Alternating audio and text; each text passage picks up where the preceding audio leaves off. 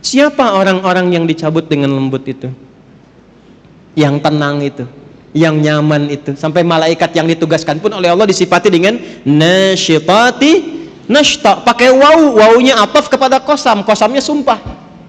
Saya bersumpah, kata Allah, ada di antara hambaku yang aku kirimkan hanya malaikat yang lembut untuk mencabut nyawanya. Sumpahnya Allah mengirimkan malaikat yang lembut, selembut-lembutnya untuk mencabut nyawa hambanya. Siapa hamba yang dimaksudkan di sini?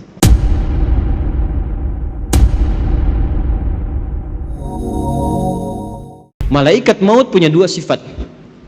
Sifat pertama, wan nazi'ati gharqa. Sifat kedua, wan nasyitati nashta. Sifat pertama, ada malaikat maut yang saat mencabut itu dia mencabut sekeras-kerasnya, sedalam-dalamnya. Gini, ini ada duri agak panjang masuk ke dalam tubuh, dalam daging, tapi posisinya bukan vertikal begini, posisinya horizontal begini, terus dipaksa dicabut begini. Kira-kira kebayang nggak rasanya? Ya? Nah, ini malaikat nazi'atu. Nazi'atu dari kata naza'a. Naza'atu gini ilustrasinya. Kalau belum paham tentang ini, itu ada pohon di luar, dipaksa dicabut sekeras-kerasnya sampai akar-akarnya tercabut. Ya. Problemnya apa? Problemnya kalau pohonnya keras kan nggak sekali cabut. Tarik, balik lagi. Tarik, balik lagi. Iya kan? Itu naza'a namanya. Yang mencabut dengan keras dan syiddah, bisyiddah wa unfid, dengan keras dan dalam, itu disebut dengan nazi'at gharqa, sampai ke dalam-dalamnya itu masuk. Jadi dari bawah cabut sampai ke sini. Tarik lagi. Kan ini takut. Kenapa? Karena dia merasa nggak siap untuk pulang. Karena merasa nggak siap, nggak pengen keluar. Tarik lagi, itu ilustrasi begitu. Tarik lagi. Sampai nanti di Quran ada beberapa surat, kamu ini susah sekali, ada yang dipukulin sama malaikat tuh. Tarik lagi, turun lagi, tarik lagi. Ya, mudah bagi malaikat, tarik langsung mudah kan, kuat. Kan, tapi ingin menunjukkan bagaimana keadaan orang-orang di golongan pertama yang disampaikan oleh Al-Quran, betapa mencekamnya keadaan saat dia pulang. Ini sampai Allah kirimkan khusus dalam suasana itu malaikat yang memang bengisnya luar biasa untuk mencabut. Siapa golongan ini? Ya, satu. Dah. Nah, jangan lu dijawab, tenang. Dua. Wan nasyitati nashta. Nasyitah itu kalau diartikan ke gerakan, satu gerakan yang lembut, halus, tak terasa sudah berubah, bergerak, berpindah. Nabi ilustrasikannya begini, kalau ada rambut yang halus, lembut, tipis, kemudian ada adonan yang halus juga, lembut, tipis, kayak ngambil rambut itu dari adonan itu, halus, berpindah. Ya. Senyum, la ilaha illallah, meninggal. Sujud, nggak bangun lagi. Lagi baca Quran, cuman begini, la ilaha illallah, meninggal. Dan menariknya, yang seperti itu sekarang sudah banyak ditampakkan lewat video. Tuh, kalau sudah Allah tampakkan ayatnya menjadi kauniyah dan belum sadar juga, maka dengan cara apa lagi Allah berikan hidayah untuk bertobat? Antum klik deh ya, klik misalnya di YouTube lah, ya, wafat husnul khatimah, orang syekh mengajar meninggal, baca Quran wafat, sujud wafat, klik, lihat bagaimana cara wafatnya. Nah, itu Allah tugaskan malaikat yang kedua, wan nasyitati nashta. Ada orang-orang yang Allah tugaskan malaikat untuk mengambil nyawanya, menemui mautnya dalam keadaan selembut-lembutnya, sehalus-halusnya, sampai rasa yang dia dapatkan pada saat kematian itu pun rasa-rasa yang ringan dibandingkan dengan yang pertamanya itu. Kalau narik rambut yang halus dari adonan yang halus itu masih ada rasanya nggak? Hah? Masih terasa kan? Tapi ringan kan, lembut. Itulah yang menyebabkan orang kadang berkeringat saat meninggal itu. Ya, diambil. Tenang dia meninggal, tenang. Tapi ada rasanya. Ada. Nanti kalau sudah waktunya terasa juga gitu kan? Berkeringat ada. Tapi halus, lembut, tenang, enak. Nanti insya Allah kita jemput itu. Gak usah khawatir, gak usah takut. Takut itu justru tanda tanya. Kok takut pada sesuatu yang pasti? Yang gak pasti itu yang kita takutkan. Yang pasti gak usah ditakutin. Enggak. Allah Akbar. Enggak. Antum gak takut pun kejadian juga. Siapain takut? Ya. Jadi yang ditakutkan tuh yang belum pastinya. Nah, yang belum pasti itu bekalnya, amalnya apa? Begitu itu tidak pasti, itu yang kita khawatirkan karena nggak punya harapan untuk setelahnya. Baik, kita bahas yang kedua dulu sebelum tadi yang pertama saya kasih tanda tanya. Siapa orang-orang yang dicabut dengan lembut itu? Yang tenang itu, yang nyaman itu. Sampai malaikat yang ditugaskan pun oleh Allah disifati dengan nasyitati nashta. Pakai waw, wawunya ataf kepada qasam, qasamnya sumpah. Saya bersumpah, kata Allah, ada di antara hambaku yang aku kirimkan hanya malaikat yang lembut untuk mencabut nyawanya. Sumpahnya Allah mengirimkan malaikat yang lembut, selembut-lembutnya untuk mencabut nyawa hambanya. Siapa hamba yang dimaksudkan di sini? Teruskan dulu ayatnya. Was-sabihati sabha, fas-sabiqati sabqa, fal-mudabbirati amra. Sampai ayat 5. Allahu Akbar. Ini kuncinya. Was-sabihati di sini masih pakai qasam. Sabihati sabha. Setelah itu pakai fa litertib. Fas-sabiqati sabqa. Pakai fa. Fas-sabiqati sabqa. Setelah itu apa? Fal-mudabbirati amra. Fal-mudabbirati amra. Dah sampai sini, sampai ayat 5.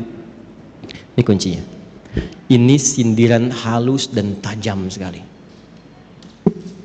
Siapa orang-orang yang akan dicabut dengan lembut, dipisahkan dari kehidupan dunia yang mungkin dia alami keras. Jadi menariknya begini, ada orang-orang yang saat hidup di dunianya ini mungkin mengalami kejadian yang keras, tidak mengenakan, kasar dan sebagainya. Tapi ketika meninggal lembut sekali, halus, dan bahkan viral dia di alam langit. Bagaimana orang-orang ini kemuliaannya? Allah contohkan lewat tugasnya malaikat. Selain yang mencabut nyawa dengan 2 sifat ini, kata Allah, aku tugaskan juga dengan 3 tipikal pokok malaikat. Nah, 3 inilah sebetulnya sebagai isyarat karakter amal untuk kita demi menjemput kematian yang husnul khatimah. Sabihati sabha. Aku bersumpah, aku juga siapkan malaikat yang tugasnya hanya bertasbih saja. Dengan cepat, dengan indah, dengan kuat. Oke, pelan-pelan. Teman-teman masih ingat gak waktu saya sampaikan tadi dibuka di awal mukaddimah? Ibadah itu ada yang sifatnya apa yang pertama? Ritual. Nah, ritual ini digambarkan di Qur'annya dengan kata-kata tasbih. Tasbih. Ibadah dalam bentuk ritual itu digambarkan di Al-Qur'annya dalam bentuk apa? Tasbih. Nah, menariknya apa? Semua alam ini diciptakan oleh Allah itu untuk bertasbih. Buka Quran surah 17 ayat ke-44. Quran surah 17 Al-Isra ayat 44. Dan tempatnya pun di surah ke-17 Al-Isra. 17 rakaat. Peristiwa Isra. Isra kan peristiwa yang didapatkan dari Isra dan Mi'raj itu kan sholat kan? Nah, sholat itu teman-teman sekalian itu gambaran tasbih untuk kita. Malaikat juga bertasbih. Tusabbihu lahu as-samawati as-sab'u wal ardu wa man fihin. Ada? Hah? Wa in min syai'in, terus tuh, dapat. Walakin la tafqahuna tasbihahum. Tusabbihu lahu as-samawati as-sab'a. Semua yang ada di alam langit bertasbih kepada Allah. Wal ard, dan yang di bumi bertasbih. Kalau antum baca tafsirnya, ini misal yang banyak didapatkan tafsir Ibnu Katsir misalnya, yang agak banyak riwayat di situ. Itu ngambilnya dari tafsir Ibnu Jarir At-Tabari. Ibnu Katsir banyak ngambil dari situ. Yang tafsir riwayat ya. Kalau yang mau pendek-pendek, Jalalain, Tanwirul Mikbas itu pendek-pendek. Kalau mau ngambil tafsir riwayat tentang ayat ini, silahkan lihat. Itu akan mengambil satu riwayat di Mu'jam At-Tabrani, riwayat dari Abdurrahman bin Qutr. Ya, Abdurrahman bin Qutr ini meriwayatkan satu hal saat peristiwa Isra'nya Nabi sallallahu alaihi wasallam. Jadi begitu Nabi akan siap diberangkatkan antara Zamzam dan Maqam. Jadi ada Maqam Ibrahim, ada Zamzam, di antaranya itu ya dekat itu disiapkan berangkat dari mulai ke Masjidil Aqsa, naik kemudian ke langit. Itu apa komentar Nabi setelah turun? Saya mendengar malaikat semua bertasbih, bersahut-sahutan bertasbih pada Allah Subhanahu wa taala alam langit. Ya. Kalau Anda baca riwayatnya setelah itu di tafsirnya, teruskan tafsirnya sampai ke bawah, Anda akan temukan Allahu Akbar. Ini babnya iman ya, maaf, babnya iman. Pembuktiannya saat sakaratul maut. Kenapa kita sering mendengar kalau makan itu sampai akhirnya? Mungkin di situ ada berkahnya. Pernah dengar? Ya kan? Karena setiap makanan dan minuman yang kita makan dan minum, itu sekalipun kita konsumsi, dia masih bertasbih kepada Allah Subhanahu wa taala. Riwayatnya ada. Baca tafsirnya. Ini bukan saya pribadi, bukan. Ngaji tafsirnya, lihat. Sampai makanan yang akan yukal dimakan itu masih bertasbih sebelum dimakan. Itu sebabnya kita nyari berkahnya. Ya. Saya kalau minum tuh ada nggak habis, orang datang rebutan. Kenapa nyari berkahnya? Saya bilang udah saya habisin berkahnya tadi. Canda aja. Itu gambaran. Nah, singkatnya tasbih itu gambaran dari ibadah. Inti sholat itu kan di ruku dan sujud. Ya Maryam uqnuti li rabbiki wasjudi warka'i ma'ar. Ya inti sholat itu, inti paling pokoknya dari sekian rukun sholat itu di ruku dan sujudnya. Sebagai penghambaan kita kepada Allah, ruku dan sujud. Ruku dan sujud itu intinya tasbih. Coba lihat saat ruku baca apa? Subhana rabbiyal azim, tasbih. Saat sujud, subhana rabbiyal, intinya tasbih. Di tasbih itu jangan diartikan subhanallah saja, bukan. Tasbih itu kata atau kalimat singkat yang mewakili sifat-sifat ibadah kita kepada Allah dalam bentuk ritual. Jelas? Makanya kalau kita kurang dalam sholat tasbihnya, kurang maksimal ibadah ritual, kurang ruku khusyuk di dalamnya, kurang khusyuk dalam sujudnya, itulah sebabnya kenapa setelah sholat kita istighfar dulu. Setelah istighfar tasbih, subhanallah, subhanallah, subhanallah. Itu diantara hikmahnya. Jadi bukan cuma bacaan, ada maknanya.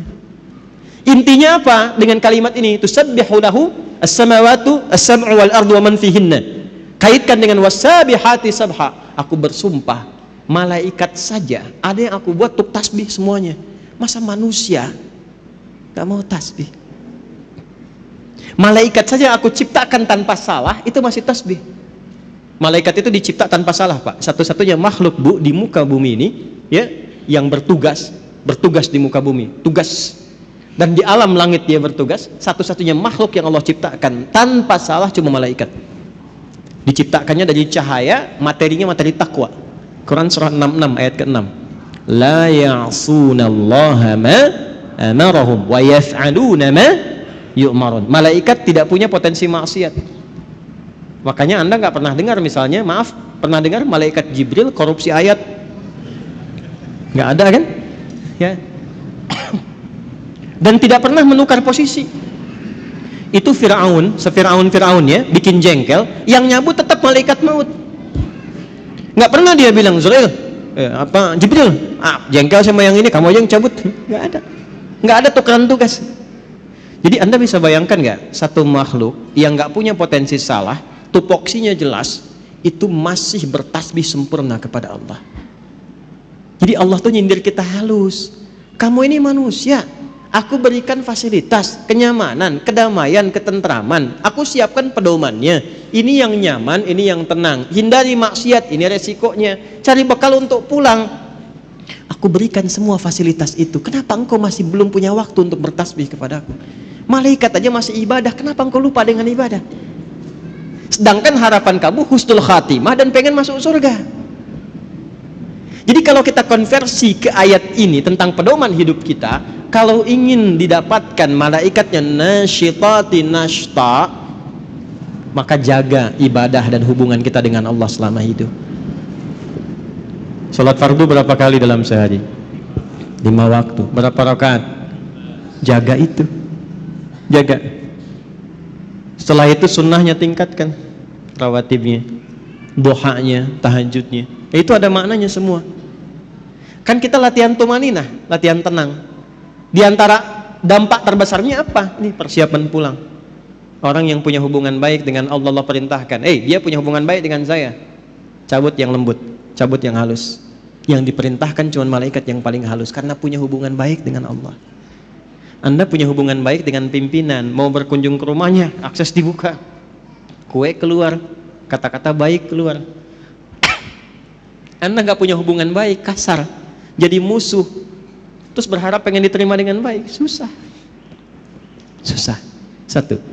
Jadi secara cepat, kalau diinginkan husnul khatimah, mendapatkan malaikat yang lembut dalam sakaratul maut dan surga yang terbaik, pertama, wassabihati sabha, teladani malaikat dalam rangka beribadah kepada Allah Subhanahu wa ta'ala. Jangan tinggalkan ibadah ritual. Kalau masih yakin, masih beriman. Makanya kalimat salat itu dibuka dengan iman.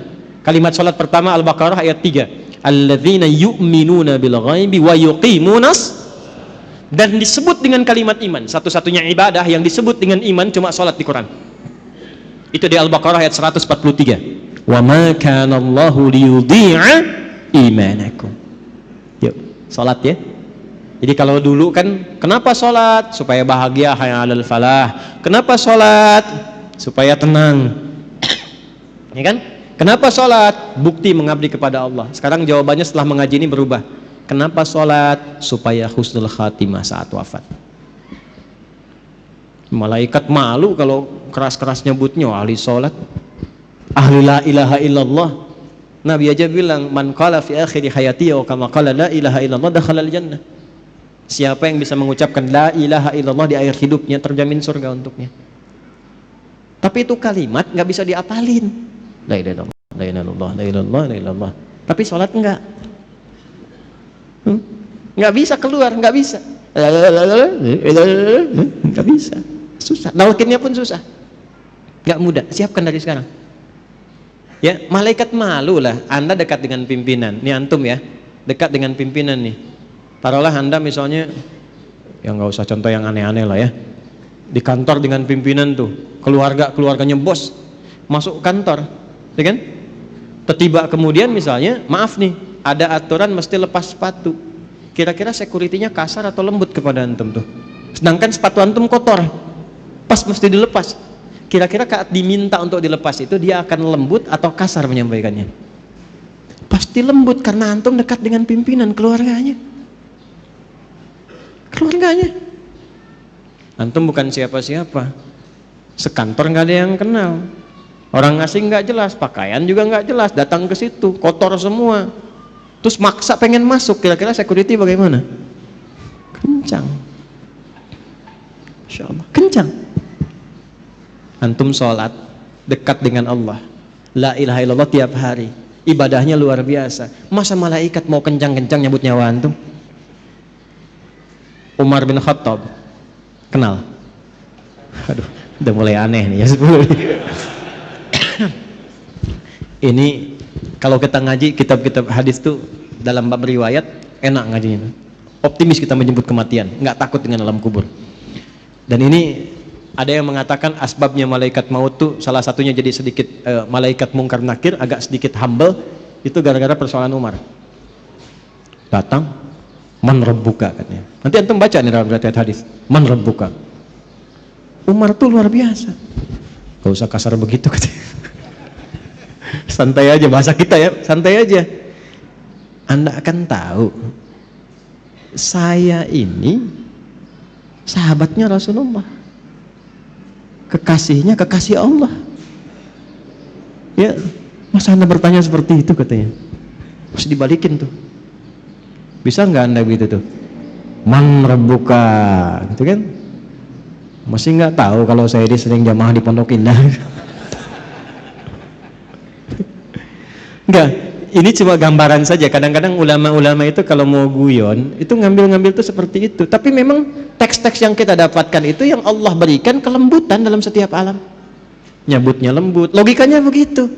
Masa yang dekat dengan Allah rajin sholat yang dikirim malaikat kasar, kan nggak mungkin. Masa kita salawat pada Rasulullah, dekat dengan Nabi, dengan amalan, kita ikuti petunjuk, diancam di alam kubur dengan kata-kata kasar, kan nggak mungkin. Itulah nasyitati nashta. Nah, untuk mendapatkan itu supaya lebih lembut lagi bagaimana? Cepat, pakai fa, berubah tuh. Ayat 4 pakai fa. Harfu atfin rabitin baina syai'aini bila hudud. Paham? Tidak. Huruf yang menyambungkan dua peristiwa tanpa jeda dengan cepat. Jadi begitu yang ayat 3 itu tasbih, ibadah. Yang keempatnya pakai fa, cepat nih, jangan tunda. Apa yang dipercepat? Sabiqatis sabqa. Ada malaikat yang berlomba mencatat amalan. Ini yang dicatat tuh siapa amalannya? Kan nggak mungkin malaikat catat amalan sendiri. Malaikat turun ke bumi catat amalannya sendiri, nggak mungkin. Ini tanda dari Allah. Ada malaikat yang lomba-lomba cepat-cepat. Ngapain cepat-cepat? Mencatat amal hamba. Siapa yang dicatat itu? Dalilnya mana untuk menegaskan ini? Al-Baqarah ayat 148. Ketemu kalimat sabaknya. Quran surah 2 ayat 148. Walikulli wijhatun huwa muwalliha. Sama dengan fa di sini, fa di sana. Fastabiqul khairat. Fastabiqul khairat. Tuh. Tuh. Kencengin tuh. Ini maksudnya. Kencengin, optimis kita. Di sini fasabiqatus sabqa, ya, fasabiqatis sabqa. Di sini fastabiqul khairat. Walikulli wijhatun huwa muwalliha. Setiap hamba yang ibadah itu pasti punya kecenderungan fokus pada ibadah tertentu. Contoh, ada yang senang tahajud, belum konsisten puasa sunnah. Tahajud rutin tiap malam, tapi Senin Kamis belum puasa. Ada yang puasa Senin Kamis tapi tahajud belum, ya kan? Ada yang sudah sholat puasa Daud, bahkan sholat Daud nggak ada. Ya, puasa Daud yang ada ya.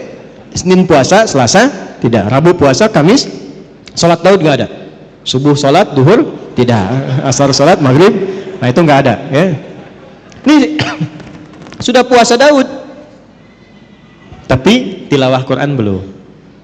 Quran juga unik, ada yang senang baca tapi belum menghafal. Ada yang senang hafal tapi nggak tahu arti. Ada yang senang kajian, ngaji artinya, tafsir, tapi juga baca belum optimal. Ada yang begitu. Nah sekarang maksudnya apa? Kita itu saat sebelum pulang siapkan amalan-amalan favorit yang kita pilih di dunia sebagai bekal andalan kita pulang. Itu apa? Supaya malaikat berlomba-lomba mencatat. Ayo kita berlomba-lomba. Dan ini dijamakkan, fastabiqul khairat. Semuanya baik kata Allah itu, tapi silahkan berlomba. Yang ini puasa Senin, ya kan?